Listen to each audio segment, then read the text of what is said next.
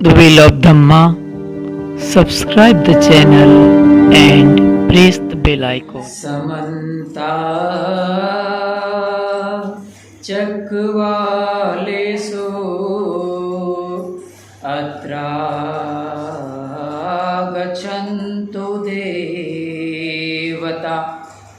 अत्रा गच्छन्तु देवता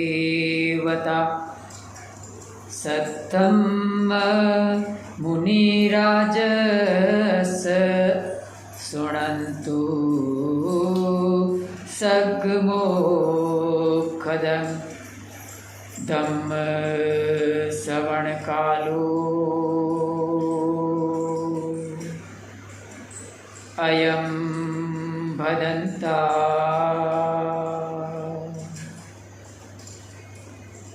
धम्म श्रवणकालो अयं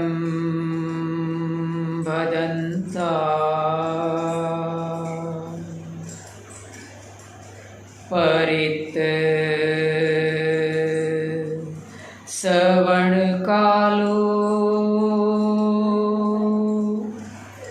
अयं भदन्ता।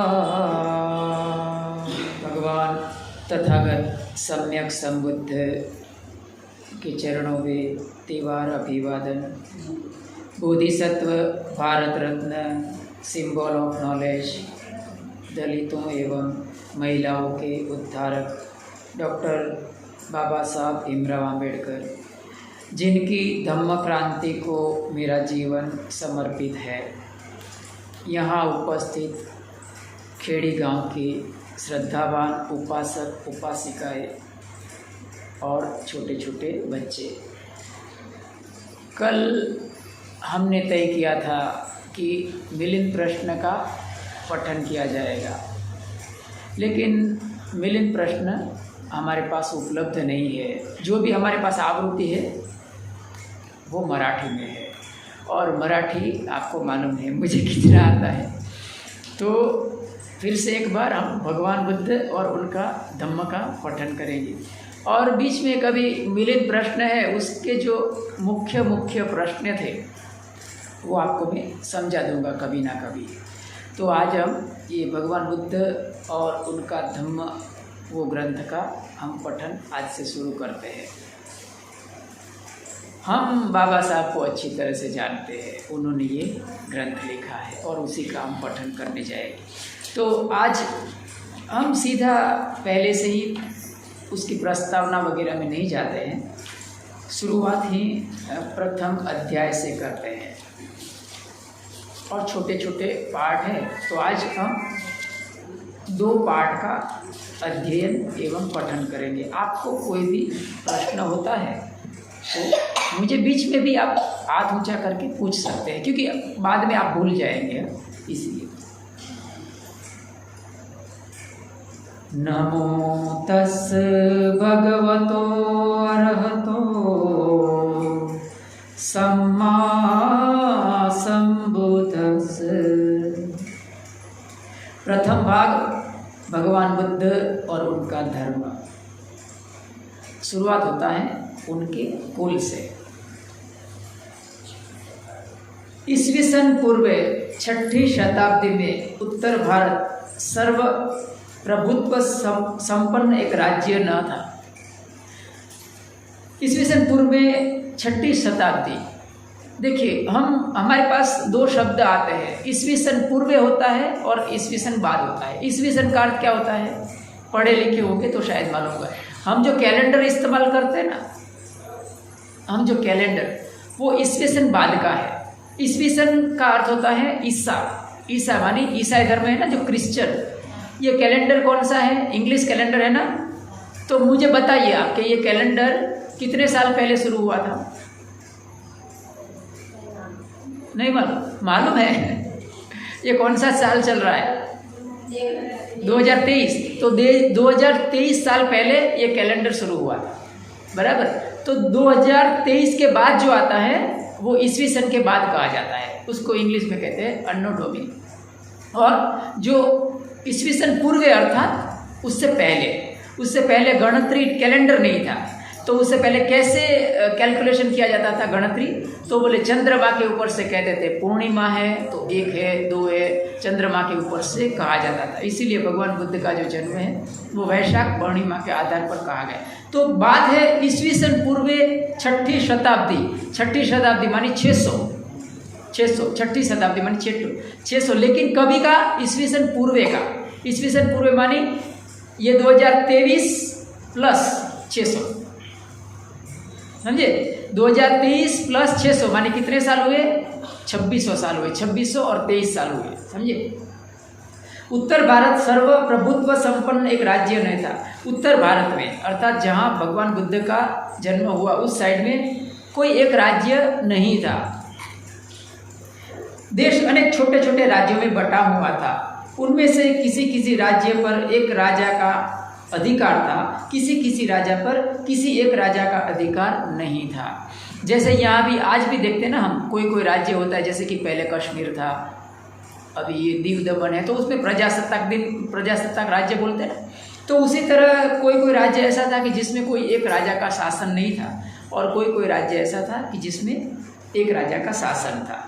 जो राज्य किसी एक राजा के अधीन थे उनकी संख्या 16 थी। जिस पर एक राजा राज करते थे उसकी संख्या 16 थी। 16 उसको जनपद कहते थे।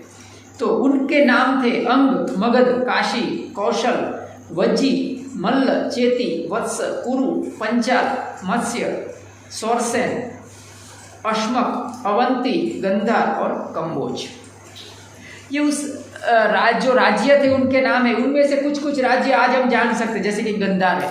देखिए पहला का भारत है ना, आपको बताऊँ एक बात, आज जो ये लोग हिंदुस्तान बनाने की बात कर रहे हैं ना, पहले के जो भारत था ना उसका नाम क्या था? जम्बूद्वीप। बराबर, आपको याद रखना है धीरे धीरे, ये सब थोड़ी छोटी बातें याद रखना। तो मैं एक छोटा सा क्वेश्चन पेपर बनाऊंगा। जम्बूद्वीप नाम था उसका, बराबर, पहले। उसके बाद क्या कहा जाता था? उसके बाद नाम पड़ा भारतवर्ष, उसके बाद भारत पड़ा, और उसके बाद आज कहते हैं कि हम हिंदुस्तान बनाएंगे। तो कहने का मतलब ये है कि उस समय में जब ये जम्बूद्वीप था तो जो अफगानिस्तान, नेपाल था, ये अपना श्रीलंका था, फिर ये जो तिब्बत वगैरह एक राज्य थे, बराबर, जुड़े हुए थे। नेपाल अलग नहीं था। तो क्या कहा? जो राज्य किसी एक राजा के अधीन में, उनकी संख्या 16 थी, उसके नाम हमने गिनाए। जिन राज्यों में किसी एक राजा का आधिपत्य नहीं था वे कपिलवस्तु के शाक्य, पावा तथा कुशीनारा के मल्ल, वैशाली के लिच्छवी, मिथिला के विदेही, रामगाम के कोलिय, अल्लकप्प के बुली, केशपुत्त के काला, कलिंग के पिप्पलवन के मौर्य तथा भग्ग जिनकी राजधानी सुसुमारगिरी थी। ये सब नाम है। जिन राज्यों पर किसी एक राजा का अधिकार था वे जनपद कहलाते थे। पहले मैंने बताया जैसे कि जो 16 राज्य थे ना उसको जनपद कहते थे, याद रखिए। तो जनपद कहलाते थे। और जिन राज्यों पर किसी एक राजा का अधिकार नहीं था उसको संघ कहा जाता था, उसको गण कहलाते थे। कपिलवस्तु के शाक्यों की शासन पद्धति के बारे में हमें विशेष जानकारी नहीं है। क्यों? क्योंकि 2600 साल हो गए, हम नहीं जानते हैं कि वहाँ प्रजातंत्र था अथवा कुछ और लोगों का शासन था। इतनी बात हम निश्चय पूर्वक कह सकते हैं कि शाक्यों के जनतंत्र में कई राज परिवार के थे और वे एक दूसरे के बाद क्रमशः शासन करते थे। इसे एक बात हमें समझ में आती है, इस जो वाक्य है उससे हमें एक बात समझ में आती है। वो बात ये बहुत महत्वपूर्ण बात हमें समझ में आती है कि जो कपिलवस्तु था उस पर कोई एक राजा का शासन नहीं था। तो आज कहते हैं ना लोग कि जो शुद्धोधन थे, भगवान बुद्ध थे, वो क्षत्रिय थे। तो इससे ये बात तय होती थी कि भगवान बुद्ध के जो पिता शुद्धोधन थे उनका एक शासन नहीं था कपिलवस्तु पर। इसका अर्थ ये हुआ कि वो राजा नहीं थे, बराबर ना? उनका अर्थ क्या हुआ कि कपिलवस्तु के वो राजा नहीं थे। यहाँ स्पष्ट रूप में लिखा है कि कपिलवस्तु के शाक्यों की शासन पद्धति के बारे में हमें विशेष जानकारी नहीं है। हम नहीं जानते हैं कि वहाँ प्रजातंत्र था अथवा कुछ और लोगों का शासन था। इतनी बात हम निश्चय पूर्वक, देखिए निश्चय पूर्वक कहा है कि निश्चय पूर्वक हम कह सकते हैं कि शाक्यों के जनतंत्र में कई राज परिवार थे और वे एक दूसरे के बाद क्रमशः शासन करते। इसका मतलब हुआ कि वो क्षत्रिय नहीं थे, बराबर। छोटे छोटे मानिए कोई धनवान होते ना, जमींदार, आज की भाषा में उसको जमींदार कह सकते हैं। आगे, राज परिवार का मुखिया राजा कहलाता था, बराबर ना। राजा मानी क्या है, मुखिया होता है तो राजा कहलाता है। सिद्धार्थ गौतम के जन्म के समय शुद्धोधन की राजा बनने की बारी थी। शाक्य राजा भारत के उत्तर पूर्व के कोने में था। यह एक स्वतंत्र राज्य हुआ करता था, लेकिन आगे चलकर कौशल नरेश ने इसे अपने शासन क्षेत्र में शामिल कर लिया। देखिए क्या कहा कि शाक्य राज्य भारत के उत्तर पूर्व के कोने में। उत्तर पूर्व किसे कहते हैं? इसे ईशान कहते हैं, याद रखना। ईशान दिशा किसे कहते हैं? उत्तर पूर्व में आता है। उत्तर पूर्व का अर्थ होता है उत्तर और पूर्व के बीच में जो कोना होता है उसे उत्तर पूर्व कहते हैं। उस दिशा में कौन सा राज्य था? शाक्य था। वो एक स्वतंत्र राज्य था, लेकिन कहा गया कि कौशल नरेश अर्थात कौन?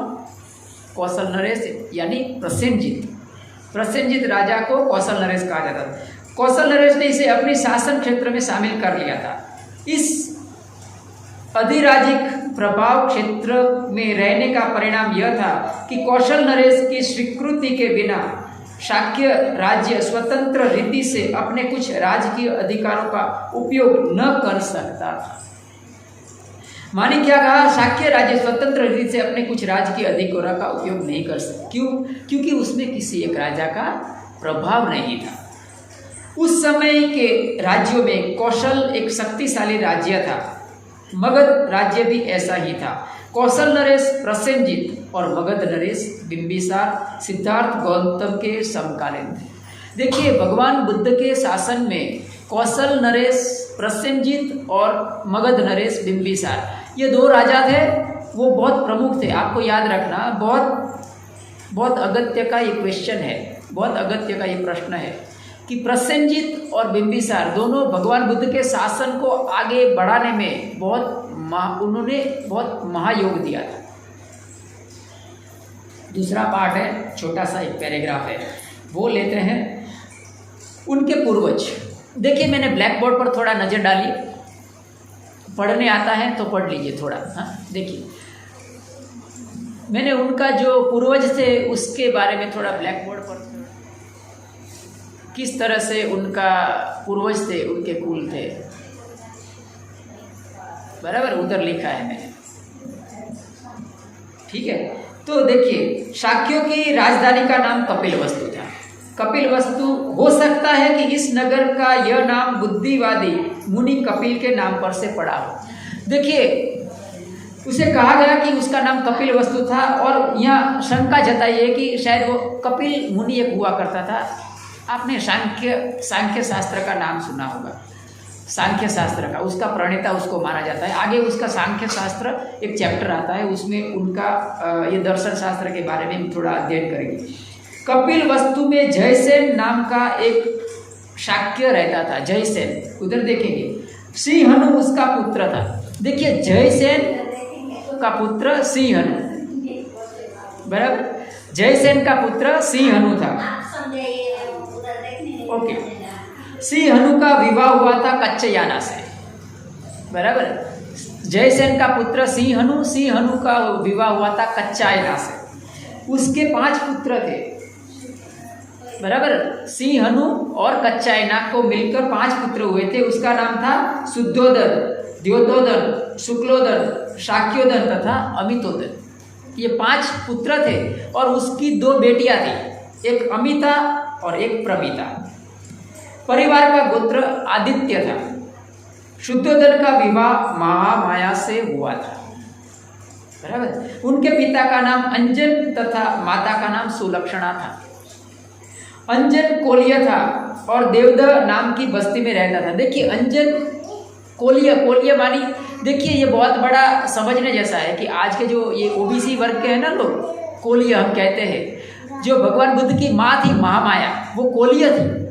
तो दरअसल आज के जो कोलिया वंश के जो लोग हैं ओबीसी के, उनको मालूम नहीं है। अगर उनको ये बात अच्छी तरह से मगज में बैठ गई ना, वो सब बुद्ध धम्म अपना लेगी। वो महामाया कोलिया थी। महामाया का पिता था अंजन, उसकी माता का नाम था सुलक्षणा, उसकी दूसरी एक बहन थी महामाया की, उसका नाम था प्रजापति गौतमी। ये दोनों बहनों का विवाह है वो शुद्धोधन के साथ हुआ था। शुद्धोधन मानी कौन? सिद्धार्थ गौतम यानी भगवान बुद्ध के पिता। शुद्धोधन बड़ा योद्धा था। जब शुद्धोधन ने अपनी वीरता का परिचय दिया तो उसे एक और विवाह करने की अनुमति मिल गई। देखिए, पहला उनका विवाह हुआ था प्रजापति गौतमी से, फिर उनका जो बहादुरी देखकर उनका दूसरा विवाह की उसे अनुमति दी गई, तो दूसरी उनका विवाह, उनका नाम था महाप्रजापति महामाया, मानी दूसरी पत्नी उसकी, मानी वो प्रजापति गौतमी की बहन थी। शुद्धोधन बड़ा धनी आदमी था, उनके पास धन का कोई कमी नहीं था। उसके पास बहुत बड़े बड़े खेत थे और नौकर चाकर भी अनगिनत थे। देखिए, ये शब्द समझने जैसे, उनके पास बड़े बड़े खेत थे। राजा होता उसके पास खेत वगैरह नहीं होता है। कहा जाता है कि अपने खेतों को जोतने के लिए उसे 1000 हल चलाने पड़ते थे।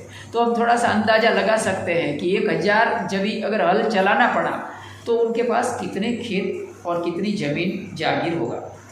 यह बड़े अमन चैन की जिंदगी बसर करता था।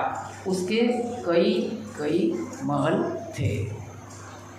तो आज के दिन ये 2 अध्याय हमने पठन किया और इसी के बाद हम समापन करते हैं और आगे हम तीसरा और चौथा शायद ले सकते हैं। आपको कोई भी प्रश्न हो तो पूछ सकते हैं, नहीं तो आगे बढ़ेंगे। साधु साधु साधु बुद्धं नमामि, धम्मं नमामि, संघं नमामि। अहं वन्दामि सर्वदा, अहं वन्दामि सर्वदा, अहं वन्दामि सर्वदा।